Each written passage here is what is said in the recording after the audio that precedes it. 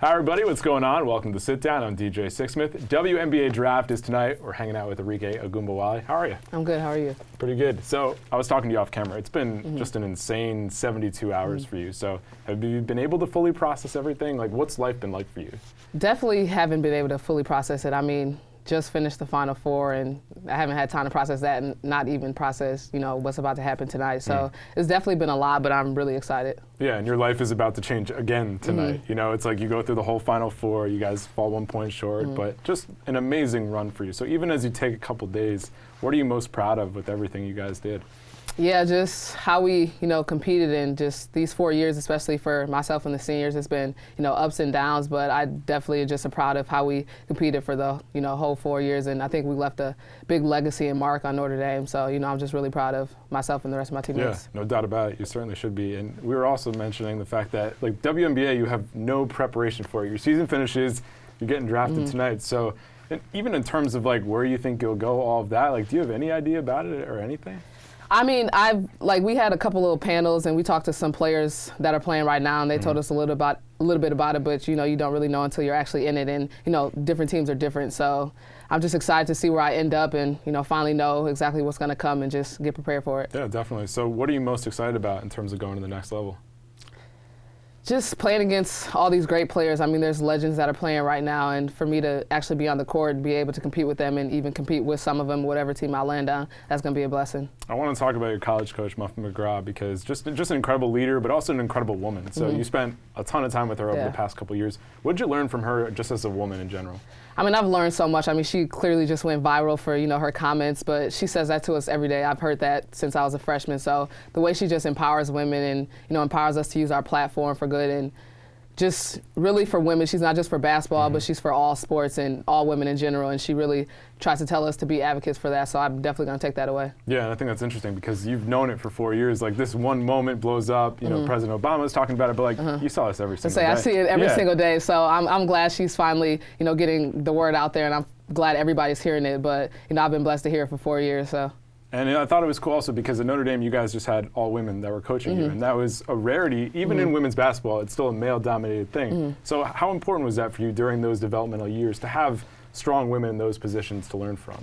Yeah, I mean, I think it's really important for, the rest of my teammates and just young girls in general to see powerful women in powerful positions like that, and being successful. Notre Dame is, historically a successful school, so she has all women on the staff. Of course, we have men in, other positions, but, the main jobs, the assistant coaches and the head coach, they're all women, so that's definitely empowering. So obviously, like, for you, the last 2 years, your life has changed, your game has really gone to the next level, but those early years in Notre Dame, freshman, sophomore year, how did you take your game to the next level to get to this point where you could dominate in the Final Four and just be a top pick in the WNBA draft? It's definitely a learning process. I mean, you go from, high school being All-American top dog to having, I didn't start my freshman year. I came off the bench. So I still played really well for, a freshman, but there was definitely a lot I had to work on in the summer. So I know after freshman year, summer and the off season, I, started eating better and was in the gym a lot and tried to work on the little things in my game to make it better. So I think I tried to do that every off season in college, and that definitely, worked out. And it's something you don't forget. It's like, all right, cool, I did well as a freshman, but I'm never coming off the bench again. Oh, yeah, definitely. I'm going to be a starter. This is not happening. And it's amazing how that fuels your fire for a whole summer and a whole fall. Like, I don't think non-athletes really fully understand the drive that you have to prove other people wrong. So what was the biggest motivating factor for you once you got back on the court to prove people wrong?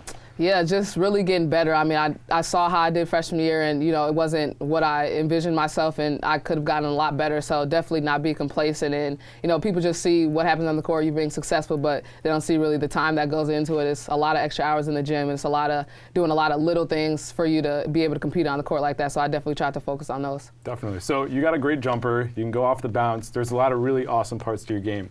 As you go to the WNBA, what are the next parts of your game you want to work on?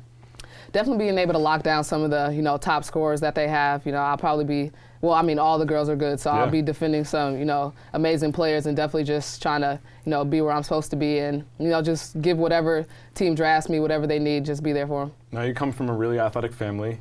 Your brother's doing his NFL thing now. Just take me back to growing up and just how competitive things were as a kid.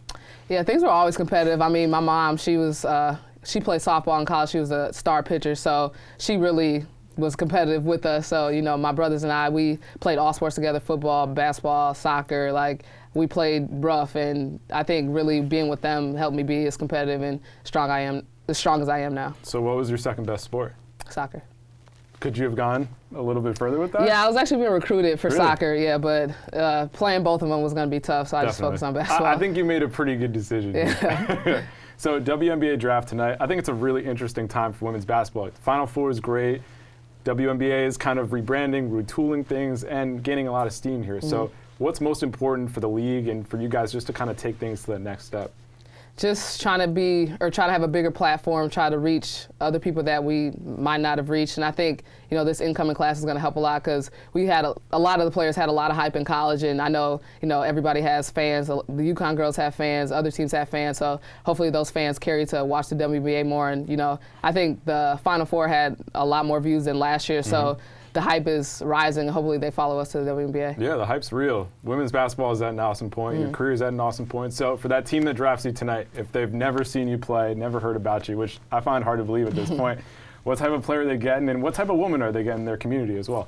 Definitely just an exciting player to watch. I make it fun out there. I try to have fun. Stylish player. I try to get a couple style points in every game. Competitive. I'm passionate about the game, so I'm really just going to bring a lot of energy and just somebody that's there in the community. I love to give back, and the fans support us, so I like to support the fans as well and whatever they want. So definitely somebody that'll be involved in the community as well. Big game player and big in the community. Arike Ogunbowale, thanks so much, and congrats on everything. It. All right, everybody. See you next time here on The Sit Down.